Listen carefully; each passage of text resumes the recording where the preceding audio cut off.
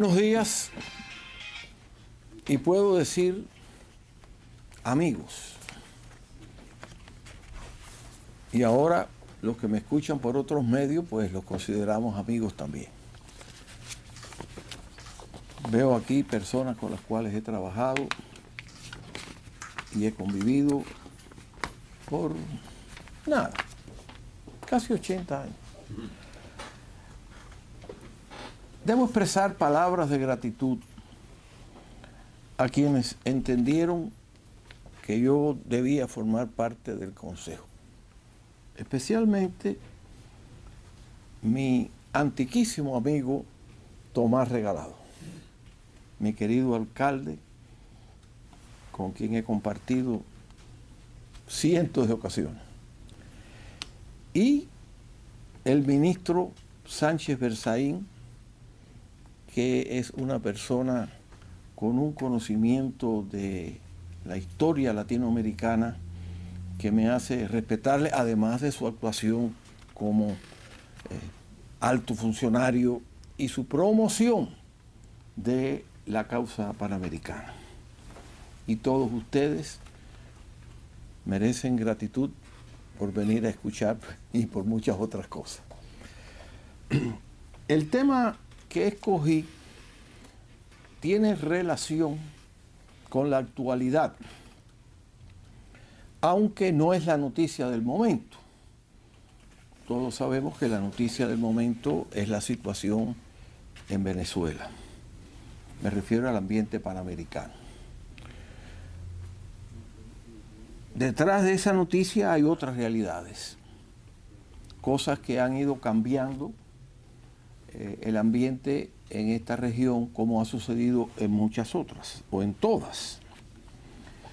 Nos ha preocupado, y lo hemos expresado muchas veces, la persistencia de elementos que quieren llevar las cosas al radicalismo más extremo.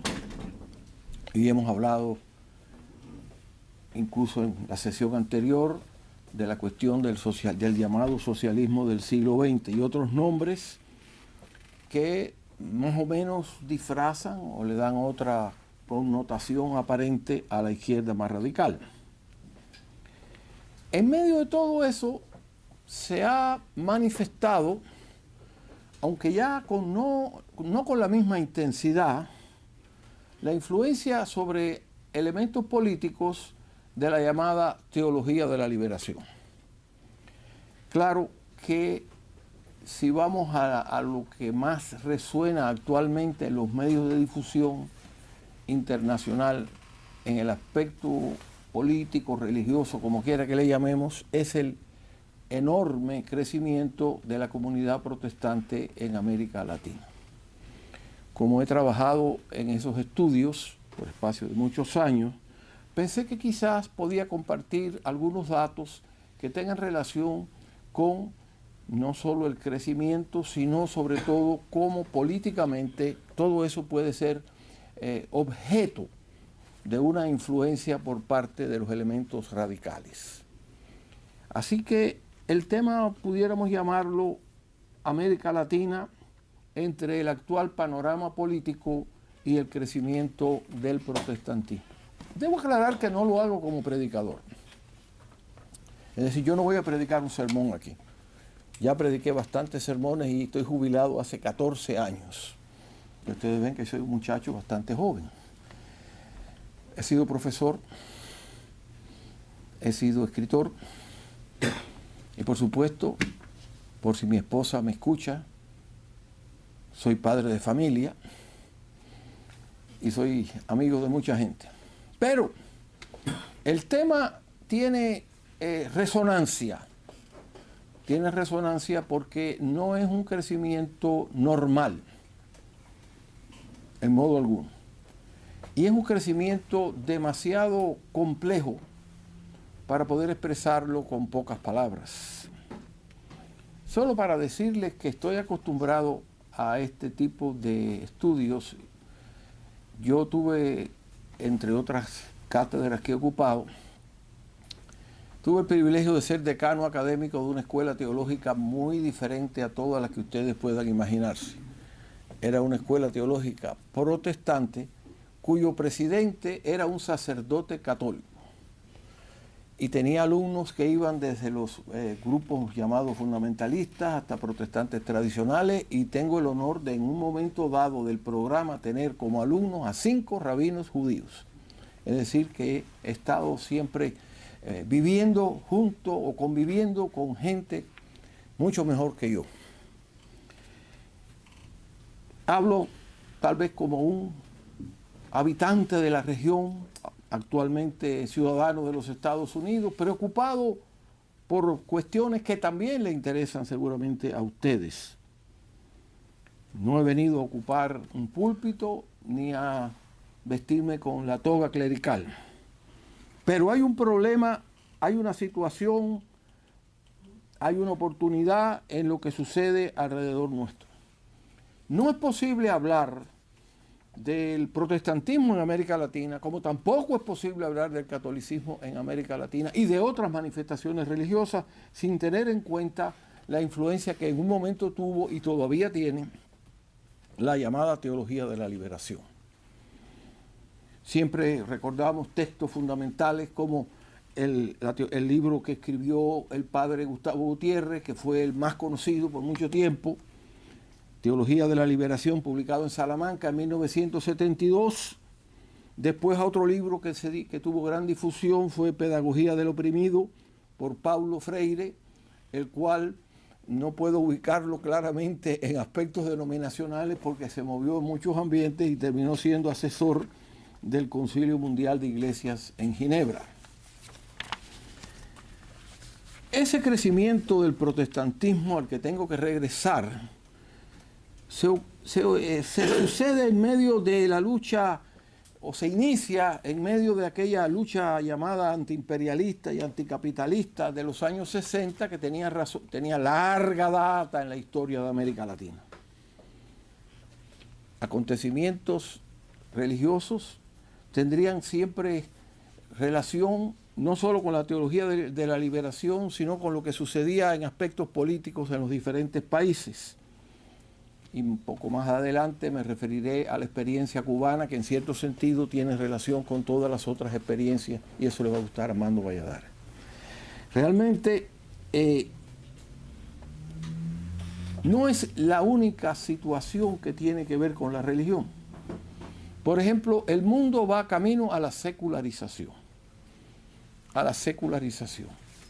Si usted va a Europa, y ustedes conocen posiblemente mejor que yo la situación de Europa, la inmensa mayoría de la población, no la inmensa, pero la mayoría de la población no es realmente asistente a reuniones religiosas. Al mismo tiempo, los viejos conceptos se mencionan, pero no se creen.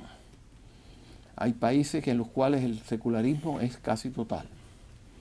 Hay naciones, por ejemplo, en el mundo escandinavo, en el cual todavía la iglesia oficial es la iglesia evangélica de confesión luterana. El rey, la tradición, los fondos que se dedican a eso, pero no vaya más allá en cuanto a la práctica religiosa. Durante una visita a España, la última que hice, visité varios templos, sobre todo católicos. Me gustan esos edificios maravillosos. Estaban vacíos. Siempre había personas asistiendo, pero no como antes. Me dice un obispo que utilizó uno de mis textos en el seminario, me dijo: mire Ramos, aquí tenemos gente en las procesiones y en las festividades, pero el domingo por la mañana muy pocas veces vemos una gran asistencia. Si eso sucede en España, podemos pensar que también en otras naciones sucede. Y la América Latina, tal vez no tanto, porque hay muchas tradiciones que se mantienen en nuestros países, y esto da un ambiente que, en cierta forma, es un ambiente bastante religioso y tradicional, pero también el secularismo ha penetrado. Entonces, proyectos como la teología de la liberación, que en cierto sentido son una interpretación marxista disimulada de la experiencia religiosa, con su llamada opción por los pobres, ha logrado muchos partidarios. y sigue atrayendo, pero ya en lo cuanto al uso de sus textos, eso ha disminuido en las universidades y escuelas teológicas. Ahora es la teología latinoamericana, así como se le llama generalmente, teología latinoamericana. Y por otro lado, tienen tantas causas de tantos gobernantes, y hay que decirle gobernantes porque gobiernan, gobernantes de izquierda radical. Hay tantos casos, como señalaba hace una semana nuestro ministro Sánchez Berzaín, en los cuales hay democracia, pero la democracia utilizada para la dictadura. Algo así fue lo que dijo nuestro querido maestro, más o menos, dijo, de países que dicen ser democráticos, tienen elecciones, pero después se ponen al lado de las tiranías y de las dictaduras, como ha sido en el caso reciente de Venezuela y en otros más. En medio de eso está la iglesia cristiana, está la comunidad hebrea, está la comunidad islámica, que tiene su presencia en algunos lugares más que en otros. Pero en la América hispanoamericana, en medio de la libertad religiosa que ha ido prevaleciendo desde el siglo XIX, y por eso los protestantes tienen su santoral. ¿Saben ustedes cuál es el santoral de los protestantes en América Latina? San Benito Juárez, San Justo Rufino Barrios, San Eloy Alfaro, San Domingo Faustino Sarmiento. No solo porque había amistad y relación personal, sino porque fueron líderes que promovieron en sus países la libertad religiosa. Una tierra de libertad religiosa en la cual distintas manifestaciones van creciendo o van subsistiendo. Pero llegamos al protestantismo, ya de una manera directa. Y ustedes pueden preguntar, ¿quiénes son los protestantes? Bueno, yo soy uno de esos escasos individuos que son protestantes, evangélicos y cristianos. Porque ahora muchos protestantes tradicionales no salen de la palabra protestante. Hay una gran comunidad llamada evangélica, mayormente fundamentalista, pero no necesariamente, algunos no lo son. Y entonces tenemos los que casi todos se identifican como cristianos. En una época, pues usted veía un católico, un protestante, un evangélico, etcétera, decía cristiano. Pero ahora se utiliza la palabra cristiano en muchos lugares para referirse a grupos evangélicos. Es difícil saber ahora qué es lo que se quiere decir con eso, porque son muchos grupos nuevos que han surgido, cuyas teologías son compatibles con las del protestantismo histórico, las del Martín Lutero, solo la fe, solo la gracia, solo la escritura, solo Cristo, hasta ahí, pero después tiene sus características propias. En el panorama político están los católicos, están los protestantes y están otras comunidades. Pero la protestante, que era pequeña, ya no lo es. No lo es. El país donde menos protestantes hay, de acuerdo con, y he consultado todo tipo de estadísticas, es de 8%. El que más protestantes tiene, por menos por 3 estudios, 42%. La República de Guatemala. República que ha tenido recientemente 3 presidentes protestantes y un dictador protestante también, que ustedes conocen, un general. De cualquier manera, eso donde más peso tiene es necesariamente en Brasil. No solo que Brasil es el más grande país de toda la región, geográficamente y en población, sino que va por ese mismo camino. Yo he consultado varias estadísticas y por lo menos entre el 22 y el 25% de la población profesa ser protestante, evangélica o cristiana en ese sentido. Pero eso no es todo. Tenemos que observar por dónde van esas cosas políticamente. Por ejemplo, si usted va al Senado, a la Cámara de Diputados, a los gobernadores, a los alcaldes de las grandes ciudades, a los que nosotros llamamos en muchos lugares concejales, usted notará que sí, del 20 al 25 y a veces el 30% en algunas localidades de los miembros de esas entidades son protestantes, evangélicos o cristianos. Escoge usted el nombre que prefiera. Es decir que una organización que no es netamente protestante, pero que pertenece culturalmente a la tradición protestante, dentro del poderoso movimiento carismático pentecostal, Se llama Iglesia Universal del Reino de Dios. Usted lo menciona y usted ve los templos. Bueno, pues los fondos de que dispone esa iglesia son casi imposibles de conocer. Tienen las cadenas de televisión, posiblemente las más importantes en gran parte del país, de Brasil. Es decir, que no es lo mismo que era hace unos años. Y el protestantismo histórico brasileño, que siempre se enorgullecía de sus escuelas, cientos de escuelas, docenas de universidades y colegios universitarios en Brasil desde principios del siglo XX, que podía decir, tuvimos a João Café Filho, que fue presidente de Brasil, que era presbiteriano, tuvimos al general Geisel, luterano, Leonel Brizola decía que era metodista, es decir, también protestante.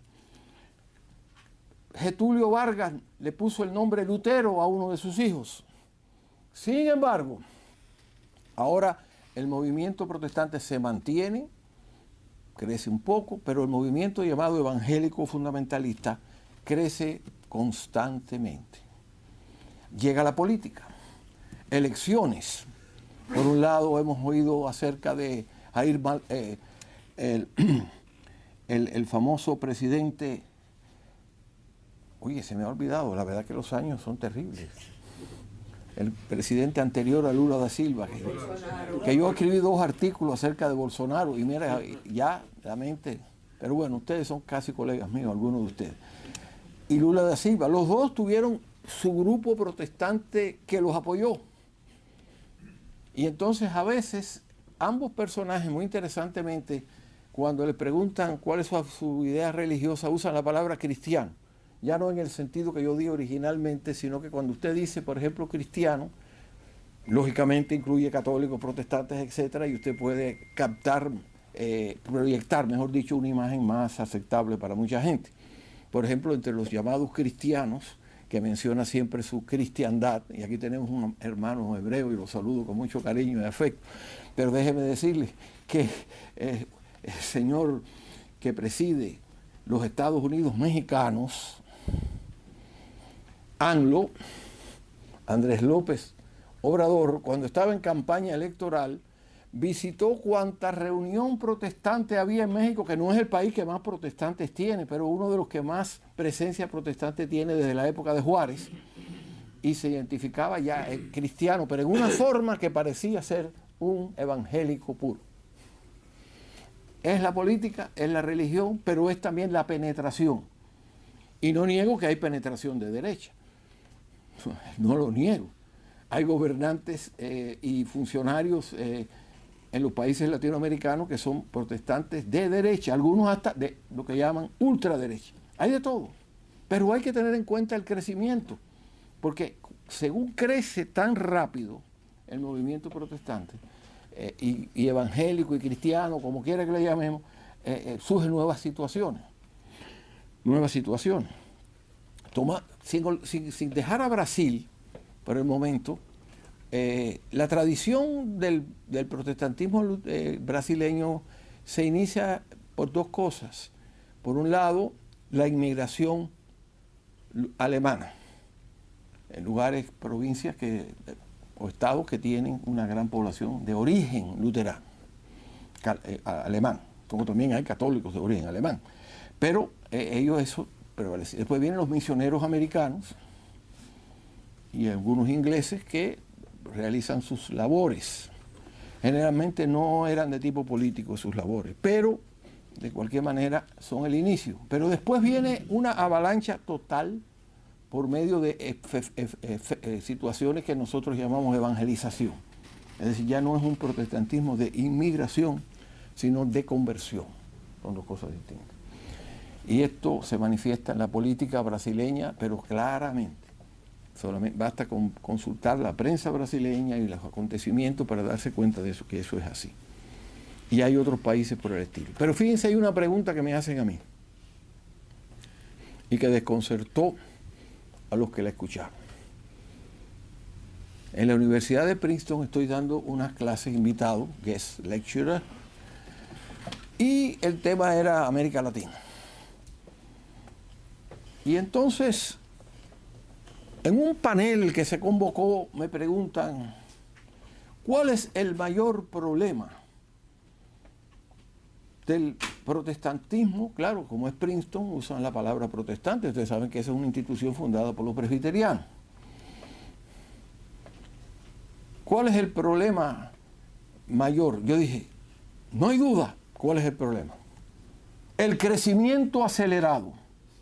Ah, no, alguno me mirará y dirá, no, pero ¿cómo este hombre va a decir eso? Todo el mundo quiere que crezca su comunidad. Todo el mundo, sobre todo los islámicos, porque esa gente quiere seguir creciendo y creciendo y creciendo y creciendo. Y otros más.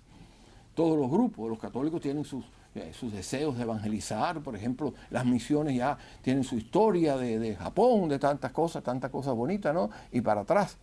Claro, las conversiones ya no son como las de los arrianos, que se creían en la Trinidad o les cortaban la cabeza, pero bueno, ya eso es otro periodo que ya se ha superado. Estamos hablando de otra época muy distinta, o de los judíos que fueron forzados a cristianizarse y todo lo demás. Pero yo dije, ese es el gran problema. ¿Pero cómo va a ser el problema? Bueno, depende de cómo usted lo mire. Depende de cómo usted lo mire, porque cuando una cosa crece rápido es difícil de controlar. Y ahí volvemos a la política.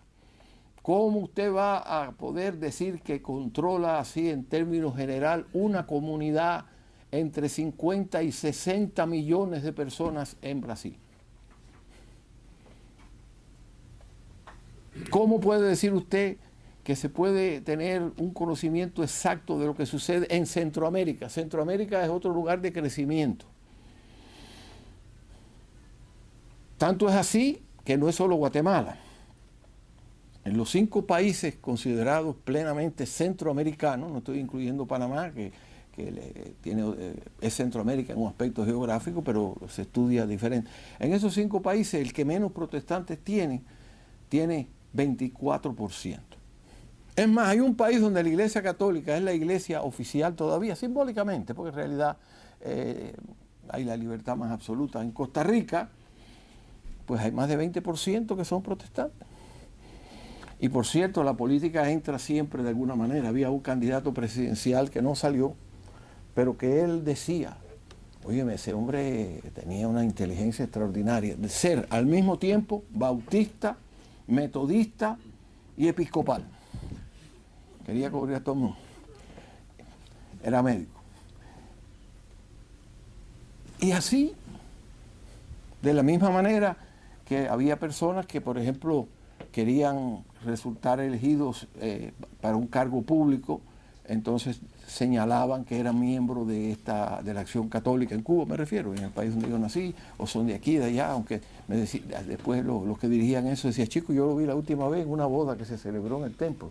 Pero bueno, en Cuba no había esa intensidad que, por ejemplo, en México, un país católico, bien católico. Tanto es así que los protestantes no pasan del 10%, a pesar de que han tenido gobernantes casi protestantes o protestantes y han tenido, bueno, ¿qué le puedo decir? Que colegio protestante, uno en cada esquina.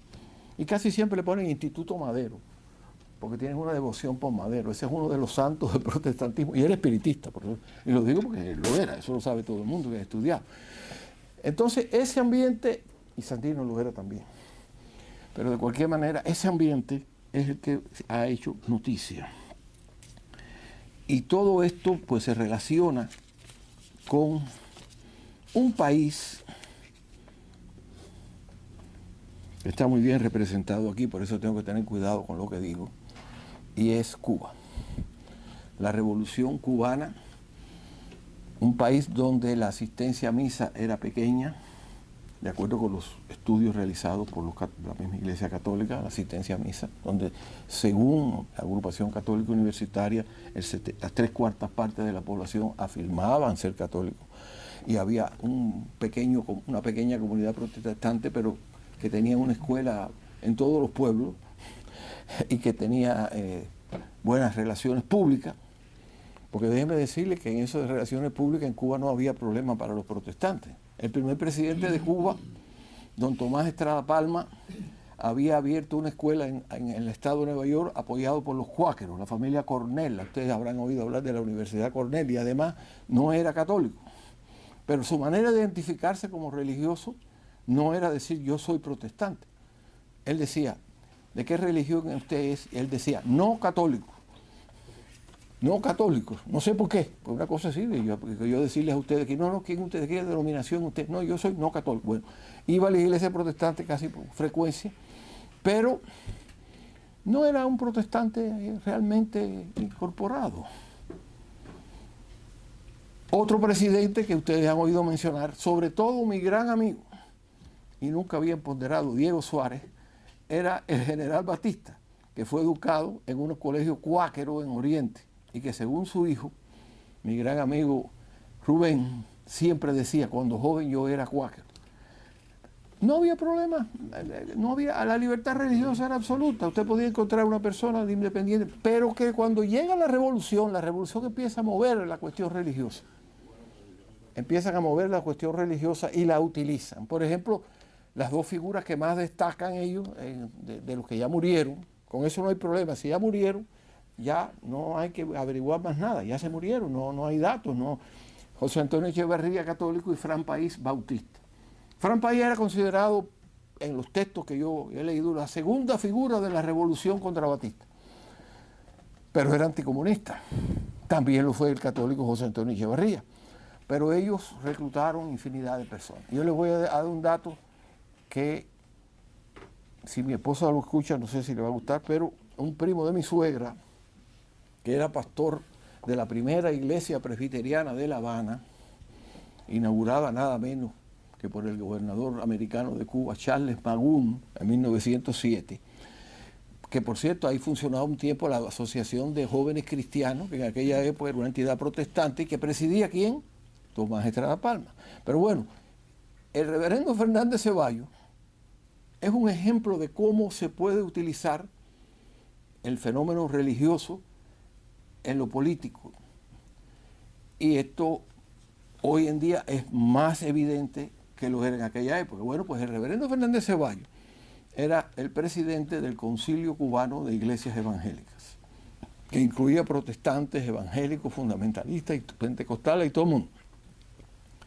Bueno, pues él era al mismo tiempo secretario ejecutivo del conjunto de instituciones cívicas de Cuba, que incluían desde la Acción Católica, todos los colegios profesionales y todo lo demás. Raúl Velasco, un médico, era el presidente, Fernández Ceballos, también en carácter vitalicio, secretario ejecutivo. Pues bien, esa es la persona que ayudó a que Herbert Matthews fuera a la sierra y Bob Tabor fuera a la sierra. Aparecen otras personas, pero él fue el que hizo los trámites en el aeropuerto para que pudieran ir allí.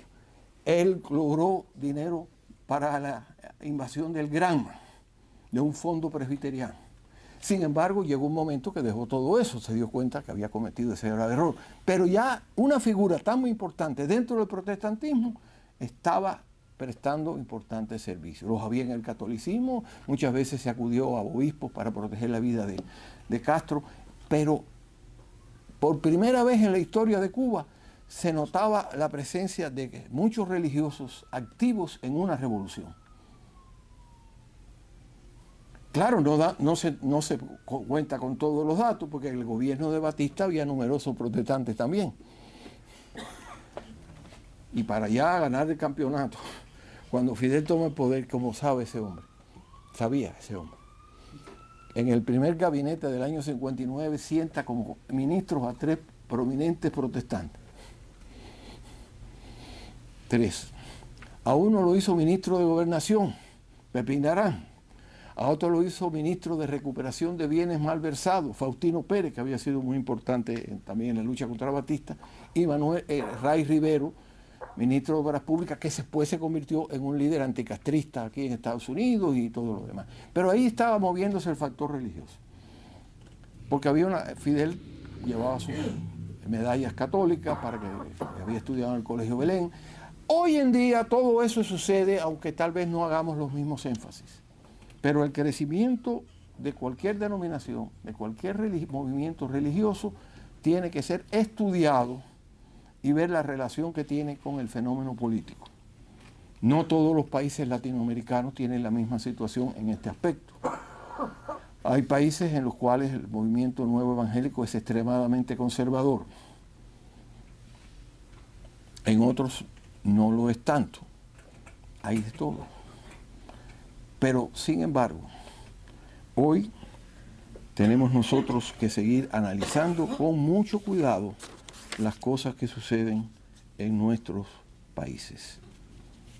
Si somos personas verdaderamente interesadas en América Latina, debemos informarnos. Para eso existe el Instituto Interamericano por la Democracia. Yo agradezco que me hayan incorporado. Me siento muy orgulloso de que ustedes hayan pensado en mí, que soy simplemente un muchacho del interior de Cuba, que ya estoy bastante viejo. Deseo que este instituto siga adelante. Deseo que reconozcamos nuestra condición de hermanos de aquellos que creen en la libertad y en la democracia. Son palabras sagradas para nosotros. Si eso no es parte del credo de niceno-constantinopolitano que recitamos los católicos y los protestantes, si no es parte de eso, sí debe ser parte de la vida de nosotros. La creencia en la democracia y en la libertad. Muchas gracias.